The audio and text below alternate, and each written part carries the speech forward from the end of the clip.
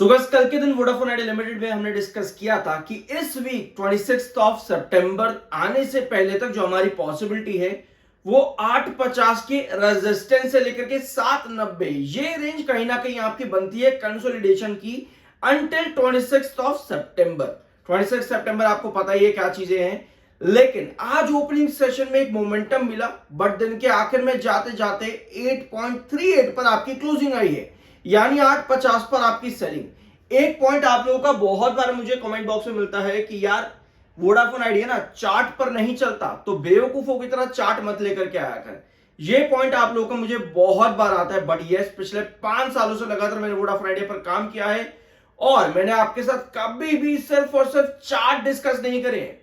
मैंने आपके साथ हर एक तारीख पर क्या खबर है, हर चार्ट पर उस तारीख को और उस खबर को चार्ट पर रख करके आप लोगों के साथ दिखाया है। तो चाहे वोडाफोन हो या कोई भी कंपनी हो, आप जब तक चार्ट को न्यूज के साथ अच्छी तरीके से एनालिसिस नहीं करते हो कोई मतलब नहीं है। आप सिर्फ और सिर्फ न्यूज बेस पर काम नहीं कर सकते, सिर्फ और सिर्फ चार्ट बेस पर काम नहीं कर सकते। अभी आपको और डिटेल्स यहां पर मिलेंगे, सब्सक्राइब कर दिया करो, अच्छा लगता है। वोडाफोन आइडिया का शेयर हाई रिस्क है लेकिन बाइंग की रेटिंग भैया अभी भी यहां पर बनती है। किसने बोला है ये? भैया ये बोला है सिटी ने। यार सिटी ने एक बार फिर से बोला है हाई रिस्क तो अभी भी बने रहेगा भैया, लेकिन खरीद लो बट हाई रिस्क है यहां पे। अब सिटी ने क्या क्या किया है, 19.18 का आपका रेजिस्टेंस था जब पिछले साल 2024 में आपका हाई लगा 19.18 का।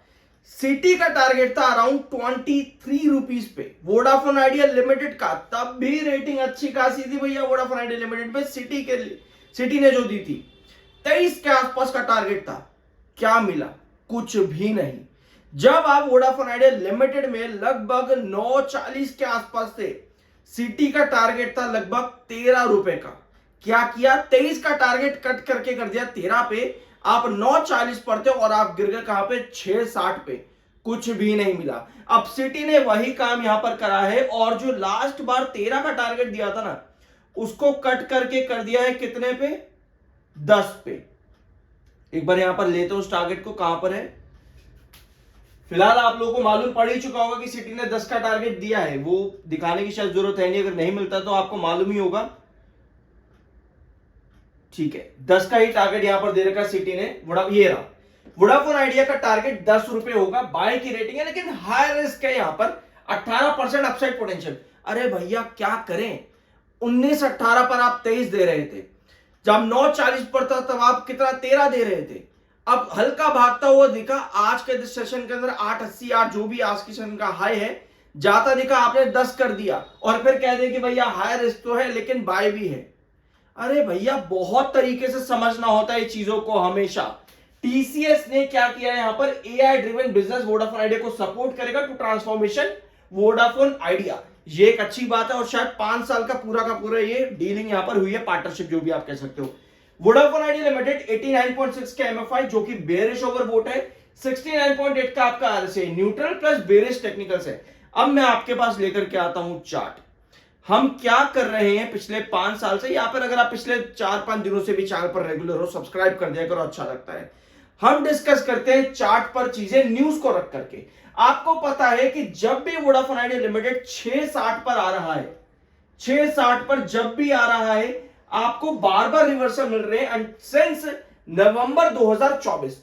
अब आप कहोगे भैया ठीक है 6.60 पर दिख रहा है, हमको भी दिख रहा है, लेकिन एक चीज आपको नहीं दिख रही, वो है न्यूज, जिसके बारे में आप कमेंट बॉक्स में कहते हो।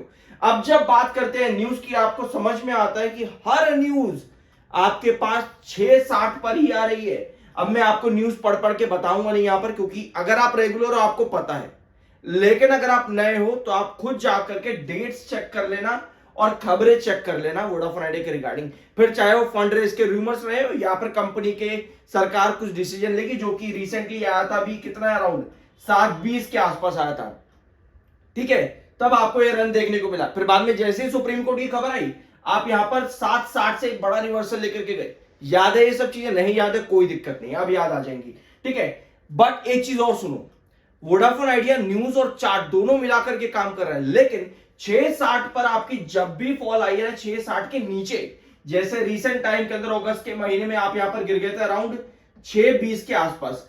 ये फॉल आपका तब बना है 6.60 के नीचे जब आपके पास कोई खबर नहीं आ रही है, यानी सपोर्ट तो 6.60 है, लेकिन 6.60 भी टूटता तब है जब आपके पास कोई खबर नहीं है, और जैसे ही खबर आ रही है 6.60 रिवर्सल लेकर के वापस अपसाइड।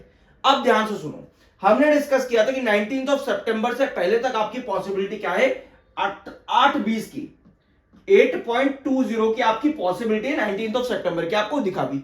अब हमने डिस्कस किया था कल और परसों की वीडियोस के अंदर की जो आपके पास 26 तारीख आ रही है, अगली डेट, अगली हियरिंग की, वहां पर पॉसिबिलिटी क्या है कि आप 8.50 से लेकर के 7.90 के बीच में ये आपका कंसोलिडेशन जोन बन सकता है। 8.50 से 7.90 के बीच का ये आपका कंसोलिडेशन जोन बन सकता है, ये पॉसिबिलिटी है।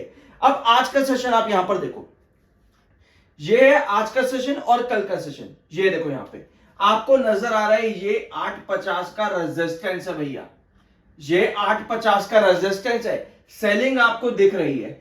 हमें यहां पर चाहिए क्या, देखो एज एन ऑप्टिमिस्टिक इन्वेस्टर मैं यही कहूंगा आप लोगों को, या आप लोग भी यही चाहोगे कि भैया कल तोड़ दे, कल 9 चला जाए, कल 10 चला जाए, एज एन ऑप्टिमिस्टिक इन्वेस्टर। लेकिन वही चीज जो हमारे पास 19 सितंबर तक हो रही थी, हमने ये डिस्कस पिछले 2 दिनों में किया कि यही पॉसिबिलिटी अब है 26 सितंबर तक की कि आप 8.50 से लेकर के 7.90 के बीच में कहीं ना कहीं कंसोलिडेशन ढूंढो। अगर ये कंसोलिडेशन बनता है और 26 तारीख को हमारे पास आती है पॉजिटिव न्यूज, तो भैया हमारे पास अच्छे चांसेस है एक बड़ा ब्रेकआउट लेने की। स्पेशली एमएफआई भी आपका अभी ओवरबोट में है, तो हल्की सी कनेक्शन में वो भी करेक्ट होने की कोशिश करेगा, जो कि एक और अच्छी बात है। सब्सक्राइब कर दिया करो, वो भी एक और अच्छी बात है, ठीक है, पैसे नहीं लगते उस चीज के बिल्कुल भी सब्सक्राइब करने के। अब एक कैंडल अगर हमारी यहां पर फॉर्म होती है कल के सेशन में वापस से गिरावट के साथ 8.20 के आसपास, ठीक है, 8.20 के आसपास की मान लेते हैं कल के सेशन में हमारे पास एक गिरावट आ रही है, तो ऐसे में हमारा ये फॉल और कंटिन्यू हो सकते हैं 1-2 सेशन के अंदर। लेकिन दूसरी पॉसिबिलिटी आपकी क्या आती है, दूसरी पॉसिबिलिटी ये आती है कि आप आज और लास्ट सेशन के अंदर 8.50 यहां पर एक बार फिर से मांगिए, 8.50 का ट्रेंड आपका, ठीक है, आपके पास क्या आ रहा है, आप ब्रेकआउट तो कर रहे हो 8.50 के ऊपर, लेकिन सस्टेन नहीं कर रहे। सस्टेनेबिलिटी के लिए आपको क्या चाहिए होगा, वापस डाउनफॉल बन रहा है ना, 8.50 के नीचे वापस आ रहा है, सस्टेनेबिलिटी के लिए आपको चाहिए होगा कि 8.50 पर ना लगातार हैंगिंग सपोर्ट ले अंटिल 26 सितंबर तक। अगर इस तरह का हैंगिंग सपोर्ट बनता है 8.50 पर, तब आपकी पॉसिबिलिटी है कि आप फॉल पर आओगे ही नहीं। ये ऑप्टिमिस्टिक वे है, बट हर तरीके से हमको समझनी होती है चीजें। अगर आप थोड़ा आगे तक इसमें जाना चाहते हो, या पर अगर आपने गलती से ऊपर और खरीदारी फिर से कर ली है, तो आपको टेक्निकल्स मालूम होनी चाहिए, आपको सब चीजें पता होनी चाहिए। और यस, चार्ट्स बहुत इंपॉर्टेंट पार्ट है, मार्केट का एसेंस है, इसको मत भूला करो भैया। ये कह देना कि भैया चार्ट तो बकवास है, कचरा है, इसका मतलब ये है कि आप एनालिसिस ही नहीं करना चाहते, आप सिर्फ भेड़ चाल का हिस्सा बनना चाहते हो।